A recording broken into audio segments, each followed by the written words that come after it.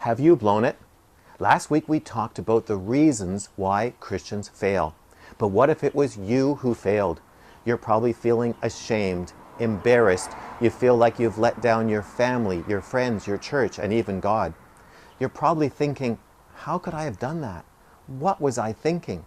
Will people ever forgive me? Can I ever recover from this? And what do I do now? Well, first you need to remember that you are not the first Christian to have ever made a big mistake. Remember Peter, he denied Jesus 3 times just hours after he promised Jesus that he would go to the death with him. And then Jesus caught his eye and actually looked right at him right after he did that. That must have really hurt.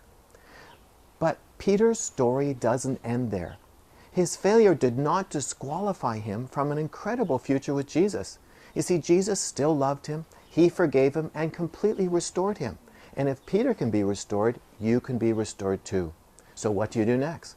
Well, you need to repent for what you did. And then you need to ask God to forgive you. And you know he will. He forgave Peter, he'll forgive you. And then where possible, you need to apologize and make things right with the people that you've offended or disappointed. And then you need to forgive yourself. And that's actually the hardest part of this process, to forgive yourself. Because if Jesus forgave you, you can forgive yourself too. So stop beating yourself up. And then realize that you are not permanently out of God's will for the rest of your life.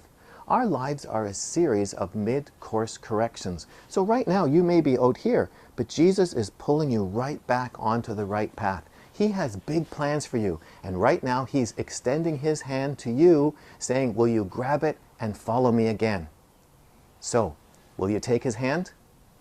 To live a transformed life, you need to learn how to recover from failures. Now I want to hear from you. Have you recovered from a failure? Let us know, how did Jesus do it? Just leave your comments in the box below. And if this is your first visit here, you need to get my free self-assessment guide. And to do that, just complete the subscription form, and you know where it always is. It's right there.